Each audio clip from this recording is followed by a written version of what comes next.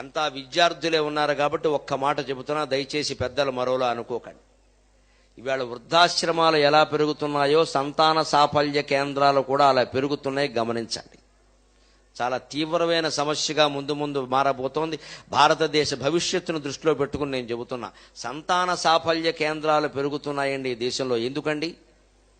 ఒక సంతాన సాఫల్య కేంద్రం నడుపుతున్న భార్యాభర్తలు ఇద్దరు వైద్యులు నాకు చెప్పారు స్వయంగా, అయ్యా మీరు ఇది చెప్పి పుణ్యం కట్టుకోండి బాగుంటుందని.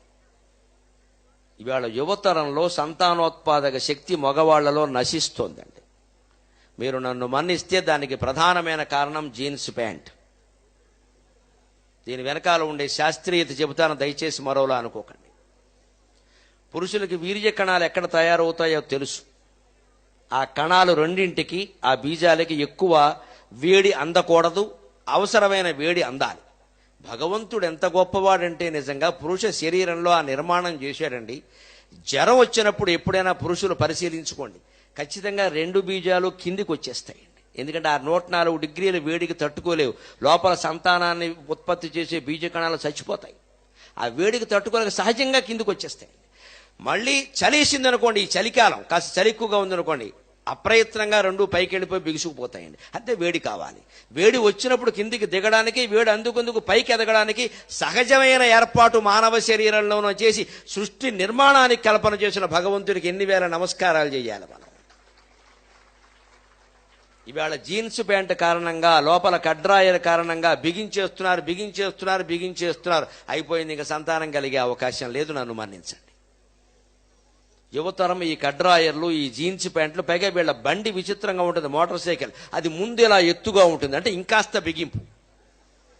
పోనీ ఇదివరకులా స్కూటర్ వాడితే కాస్త ముందు కూర్చుంటే కాస్త గాలి తగిలే అవకాశం ఉంది. అది కూడా ఇప్పుడు ముందో పెద్ద పెద్ద బండరాయిలాగా.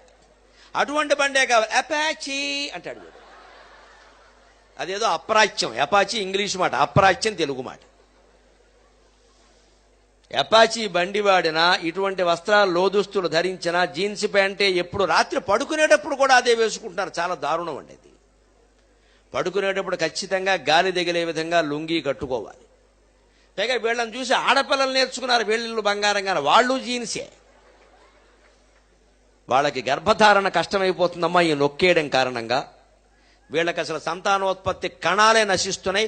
సంతాన సాఫల్య కేంద్రం డాక్టర్లు భార్యాభర్తలు ఇద్దరూ నాకు చెప్పి, అయ్యా మీరు సామాజికమైన విషయాలతో వ్యాఖ్యానం చేస్తారు, మరెవరికైనా చెబితే ఇలాంటివన్నీ సభలో ఎందుకండి అంటారండి, మీరైతే చెప్తారు, మీకు సమాజం మీద ప్రేమ ఉంది చెప్పండి అంటే, నా పని అదమ్మా, నేను చెబుతానని చెప్పాను నేను ఖచ్చితంగా.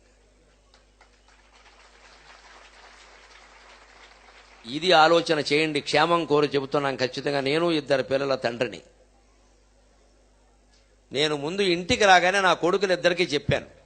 వాళ్ళిద్దరూ, నాన్నగారు ఇంతవరకు మాకు ఆ విషయం తెలియదు, ఎవరూ చెప్పలేదు, నాకు తెలియదురా చేస్తే చెప్పేవాడు అన్న. అందులో ఒక కొడుకు వెంటనే జీన్స్ మానేస్తానని చెప్పాడు. రెండో వాడు కొంచెం టైం అడిగాడు. ఎందుకంటే వాడికి ఇష్టమైనవేవో ఉన్నాయి, అవి కాస్త తొడిగేసి నేను తర్వాత పోన్లేరా పర్వాలేదు ముందు విన్నావు చాలే అన్నా.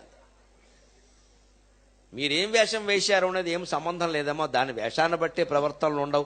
ఏ వేషం వేసినా బాగానే ఉంటారు, ఎంత మంచి వేషం వేసినా బాగా ఉంటారని ఏం చెప్పలేం, దాన్ని బట్టి ఉండదు. కానీ శారీరకంగా జరుగుతున్న నష్టం చెబుతున్న ఈ యువతను. పైగా మీరంతా తర్వాత సాఫ్ట్వేర్ ఉద్యోగాల్లో చేరుతున్నారు సుమారుగా, కాల్ సెంటర్లో కానీ ఇంకో చోట, అక్కడ ఇక్కడ కాన్వెంట్లో గంటలు కూర్చున్నారు. మీరు కూర్చున్న చోట ఎప్పుడైనా చదివే విద్యార్థులు 6-7 గంటల వరుసగా కూర్చున్నాక మీరు కూర్చున్న చోట చేయి పెట్టండి, అది వేడిగా ఉంటుంది.